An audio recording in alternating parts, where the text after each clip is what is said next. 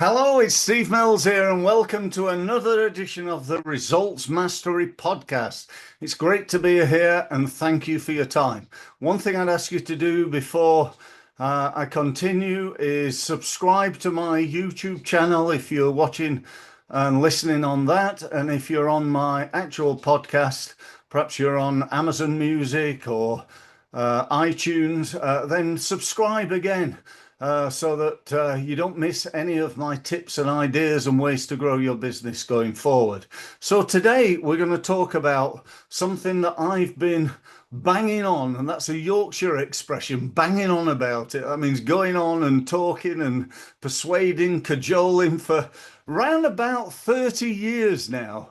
I've been talking to people, to business owners, about the importance of measurement.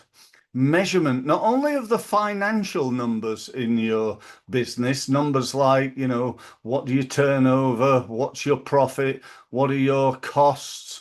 What's your number of debtor days? And all those sort of really important numbers. Most businesses have got a handle on that, or their accountant has, or their bookkeeper. And they are, I cannot stress how important knowing and understanding, how many debtor days you are. There's an old saying that most people or most businesses go bust due to bad cash flow than any other reason. I actually dispute that. I think it's down to lack of sales. If you've got enough sales in your business, then you can employ somebody to make sure your cash flow doesn't suffer. But anyway, whatever the situation is, they are definitely two of the ways that businesses go bust. And by the way, 8 out of 10 businesses that start this year will have gone bust within 5 years. And of the remaining 20%, a full 90% of those will never see year 10. Now, that's an alarming statistic. That's terrible, especially when you think that, excuse me, especially when you think that, people put their heart, their soul, their effort, sometimes mortgage or remortgage their house. I used to always say, in my first year in business, I sold a lot. I sold my car. I sold, in other words, I didn't do that well to start with, and it took time to build my business. And that is very, very true, as with most businesses, by the way. So never underestimate the cost and the time involved in starting your own business. I always remember a very good friend of mine called Malcolm Whittle, who at the time was not the chairman, he was the managing director of Tarmac UK. And he said, "It's great to hear you starting your own business, Steve." He said, "The great thing about running a business is you only have to work half a day." And I looked at him and I thought, "What do you mean only half a day?" He said, "No, it's true. When you run your own business, you only have to work half a day." He said, "Not only that, but you get to pick which 12 hours those are." And I sort of laughed and I said, "Yeah, okay, yeah, I get that." And boy, is that true. It really is. It takes a lot of effort and a lot of time. And but also it's fantastic if you're thinking of starting your business. When is the best time to do so? Well, it's now, because it will never be perfect. And by the way, those figures that I quoted, about 80%, that's in normal time. That's not in like now, because it's a little bit tougher now. What's happening in the world and the economy and blah blah blah. It's a bit tougher right now. But you can make money in tough times just as well as you can in good times. I got one client that grew his business massively during COVID. I'll not go into that, but other than to say he made a lot of money out of COVID because of COVID.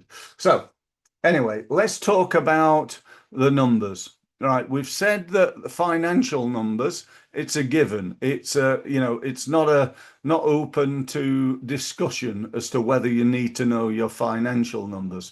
But there are two other lots of numbers that you need. The next one, and this is not in any order of priority, but is your operational numbers. So how long does it take to develop a service? It's like, let's say, for example, you did websites. You provided websites for people, or it doesn't really matter. You cleaned cars for people, even whatever it is.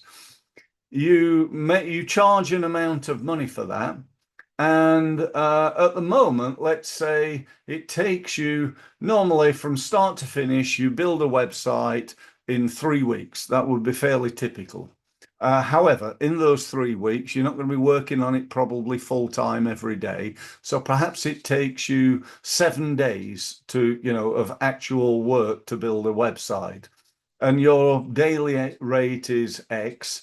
And so you can easily work out, if you, particularly if you're employing somebody to do that, how much that website has cost you. So let's say you charge 3 grand and it's cost you, I don't know, £1,000 to build. You know your numbers. You know it's profitable. You've made £2,000, and you've got Fred over here to build it for you, and you pay Fred the £1,000 to do so.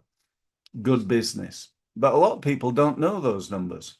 How much does it cost you to clean a car? Well, it depends, doesn't it? It depends how many people are doing it, how long it takes, how much equipment you need, how much the equipment has cost, because you have to factor that in.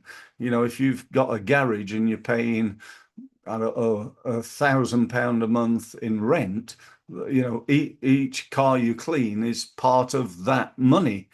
So the operational numbers are really, really important. As is one important number I learnt about a little while ago now, not that long ago, but is how much you make per employee. Right? How much you make for employees. So if you turn over, let's say, £1 million, just for easy reckoning, and you employ 10 people, then the income that each of these people make on average is 100 grand. 100 grand a year, I'm talking about. Okay. So let's say if that's 100 grand a year, then what's the profit? Well, the profit's 50%. So you know that for every 100,000 that a person makes, they're making you 50 grand. If you're paying them 55 grand, you're losing money. Does that make sense? Yeah, that's why this knowing the numbers is so incredibly important. It's why so many businesses are not profitable. They're going, well, I'm really, but we're really busy. We're working and we're doing stuff, and we've got to find ways of either reducing the costs, shortening the time, outsourcing it to another country, to India or somewhere like that. There's loads of things you can do to cut down on costs, and that, by the way, is an important thing. There are only two ways of making more money in your business. One is to reduce costs, and the other is to increase sales. And the only two ways of increasing sales are really get more leads and convert more of those leads into sales. So if you only get, I don't know, 20 leads a month at the moment, and you could increase that to 30 leads, that would grow your business potentially by 50%. But if you then improved your conversion rate, because let's say out of those 20 leads, you only convert 5 of them at the moment, 25% conversion rate, but you manage to improve that to 50%, all of a sudden you've gone from 5 sales per month to 15 sales per month. Right, so you've grown your business by 200% just by improving in each of those two areas. If you then look at your costs and save a little bit of money, 10%, 20% there, then that profit's only expanded from there. So those two are really important: financial numbers, operational numbers. Let's talk about marketing and sales numbers now, because this is the lifeblood of your business. Let's start with sales at the top of the list. How many sales did you make in January? How many sales did you make in the last year? How many sales in the last quarter? They're numbers that you need to know. And I'm not talking about necessarily invoices. I'm talking about sales, new business. I've got a lot of my clients are pay me an amount of money every single month. I invoice them, they pay me money. That's not a sale. That's already made. I did that sale. One guy's been with me over 10 years. So I sold him 10 years ago. And ever since then, he's been giving me money. You with me? I'm not talking about that. I'm talking about sales. Right, I got a new client the other day, and they're worth £1,000 a month over the next 6 months. So I'm going to get 6 grand from them. So that goes down as a sale last month, not every month. It's just last month. I hope I'm explaining that. So that's really important. And then the next factor is how many meetings did you have?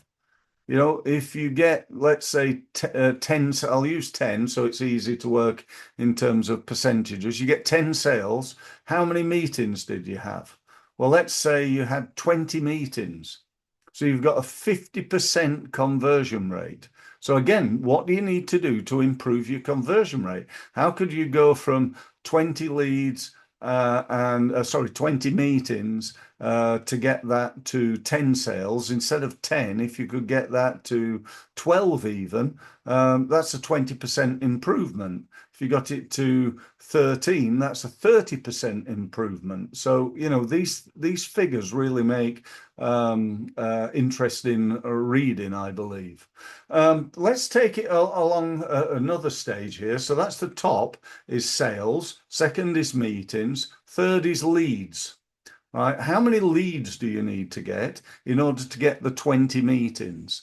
Let's say that you need to get, I don't know, again, just to make it easy maths, I'm going to say 40 leads. You have to get 40 leads to get 20 meetings. So again, my question to you is, how can you get those 40 leads? And instead of turning it into 20 meetings, what would happen to your business if you turned it into 30 meetings? By being better at following up, providing better information, giving them testimonials, sending them case studies, using video, inviting them to events, and getting those people who are interested more likely to meet you. Does that make sense? I really hope it does, because it's very, very, very powerful. I've used this for 30 years to help businesses to make millions, and I mean millions of pounds of additional income. My record is 42 million pounds. One client worked with me and made 42 million extra pounds in their business. And that's no bullshit. That's absolutely true.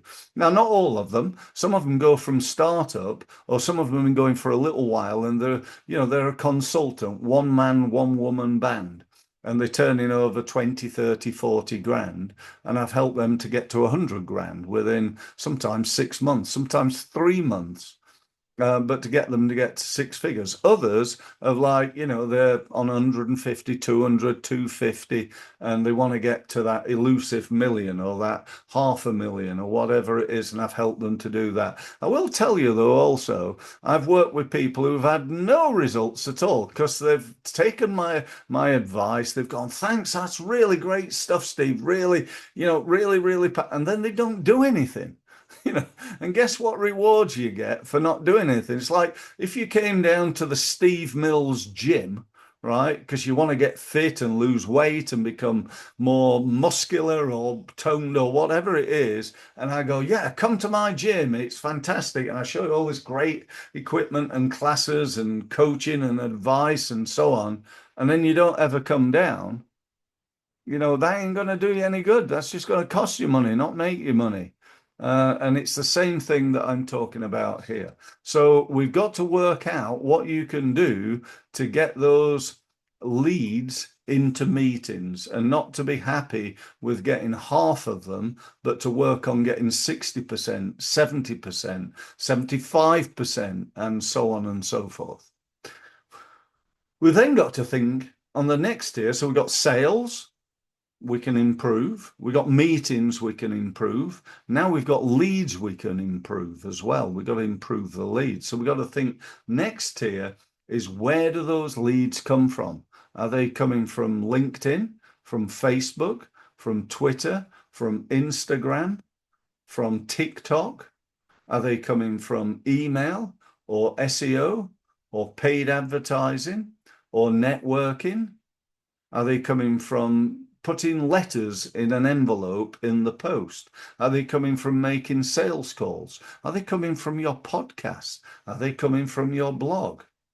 Where are people coming from? Are they coming from an advert you're sticking in a magazine somewhere? They could be coming from all those places. And if you don't know where they're coming from, how do you know where to put your time, money, and effort? And the answer to that is you don't. You're just wasting money on stuff that's not working. So if you do not measure, the old saying is you cannot manage what you do not measure, isn't it? You've heard that said probably 1,000 times. Why? Because it's true. You cannot manage what you do not measure. So the answer is what? You've got to measure your marketing, measure your marketing results. So how many leads do you get from LinkedIn?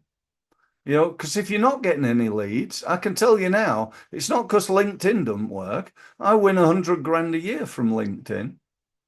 And I know people who've won a lot more than that.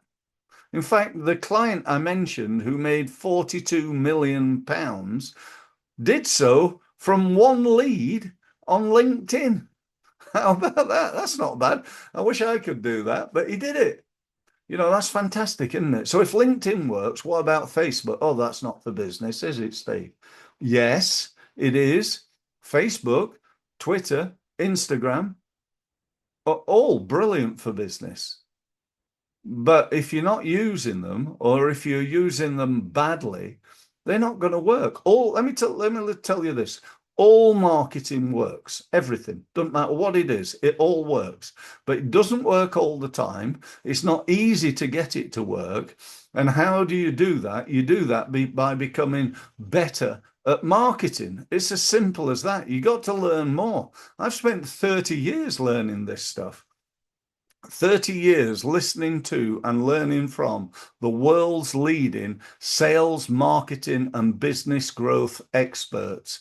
I've literally attended, I don't know, somewhere around about 20,000 hours of investment in time, money, and effort in my own education so I can help people like you. And that's really, really, incredibly valuable, I believe. So if that's the case, if we're, I don't want to waste your time and spend my time talking about each and every element, but the same thing applies. That applies on LinkedIn. If you're doing LinkedIn, it's not working, you're doing something wrong. If you go on Facebook, it's not working, you're doing something wrong, or you're not doing enough of it. And that's the same with email marketing. That's the same with SEO. That's the same with advertising. It's either there's a crap advert that's not working and nobody's clicking on it, if it's a Google ad or a Facebook ad or a LinkedIn ad.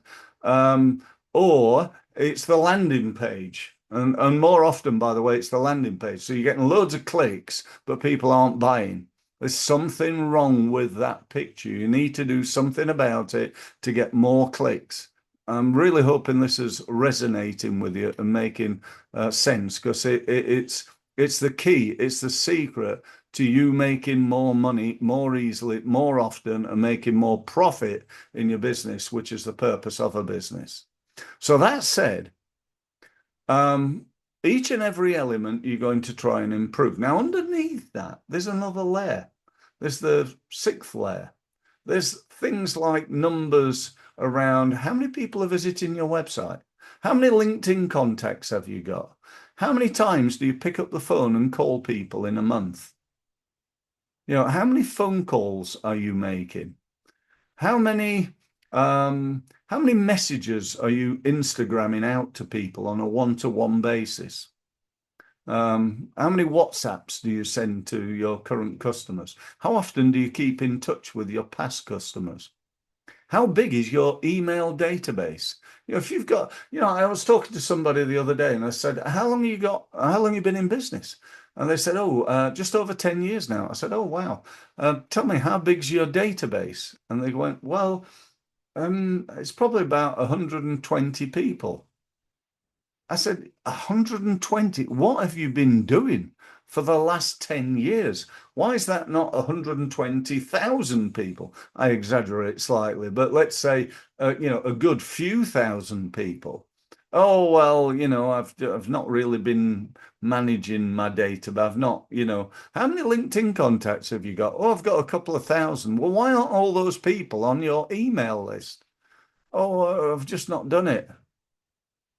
You get the problem. There are two reasons why you're not making the amount of money that you would like to make. One is you're not doing enough. Two is you're not doing it well enough. You're not good enough at it. You can do marketing and get loads and loads of leads and sales. You can do marketing and get no leads and sales. We all know that. I'm telling you nothing new there.